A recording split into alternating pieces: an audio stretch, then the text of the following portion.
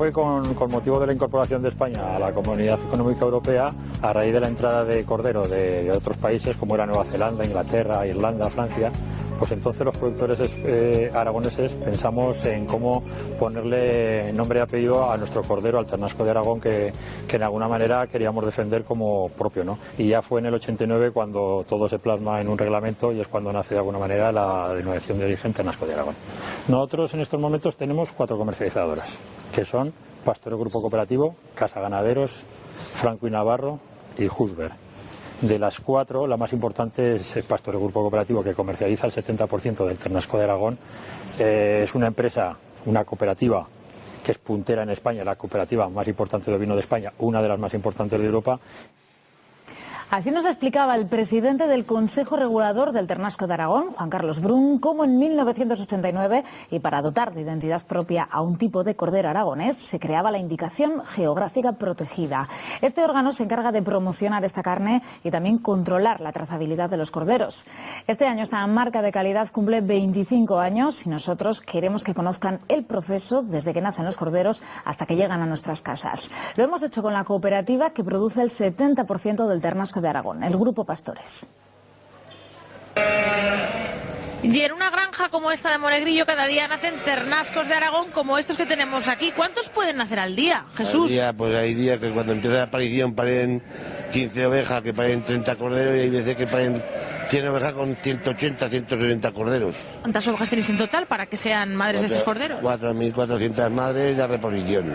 ¿Y estas jaulas en las que estamos ahora, donde están los corderos con las madres, para qué sirven? Pues quedan los corderos, las madres los cogen a los corderos más y están más agarrados, y cuando los echamos a las cuadras ya están más cogidos y ya no se pierden. Lo reconocen, ¿no? Para que luego lo pueda amamantar. No, ahí no se pierde. Vosotros este año habéis sido premiados como los mayores productores de ternasco de Aragón. Esto en el año que cumple 25 años el ternasco de Aragón, no sé si os hace ilusión para seguir trabajando, llevando hasta nuestras mesas ternascos como estos. Nos hace ilusión porque con las que están cayendo, pues otra cosa es.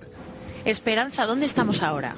Estamos en el cebadero de corderos de la zona de Monegros de Carnes Aragón. Es una granja donde vienen los animales después de que se han destetado en la explotación de donde han nacido y están cebándose y alimentándose hasta el último momento antes del sacrificio. Bueno, pues están comiendo una alimentación a base de pienso compuesto, a base de cereales nobles, y luego también comen paja a libre disposición porque como un rumiante necesita la fibra, pues la tienen a disposición para comer y para la cama. Tienen varias características importantes para que un cordero sea determinado como ternasco de Aragón. La más importante son las razas, son las 3 razas autóctonas de Aragón, que es la Roya Bilbilitana, la raza aragonesa y la ojinegra de Teruel. Y luego además tienen una característica de los pesos de sacrificio, a partir de 8,5 y hasta una canal media de unos 11-12 kilos.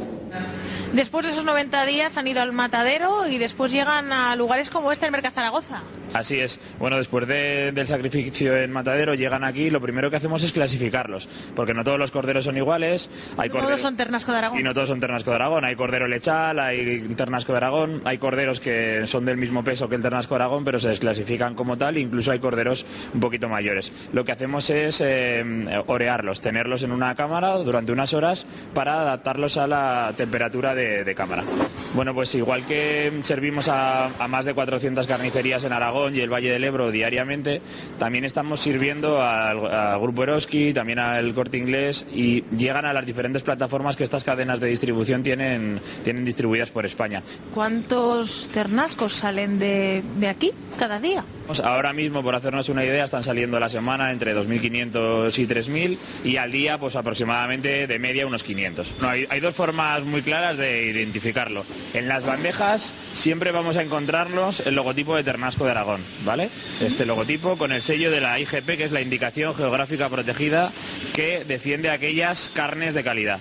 Y luego en las carnicerías tenemos una forma muy importante, que es esta línea que pone TEA de arriba a abajo, ¿vale? Que está identificando que es Ternasco de Aragón. Entonces, de esta forma, cualquier chuleteado, cualquier pieza va a llevar también la palabra TEA impresa, y con esto estamos certificando que el Consejo Regulador ha venido a las instalaciones, en este caso de Grupo Pastores, y ha dicho que estos son ternascos de Aragón y estos otros no.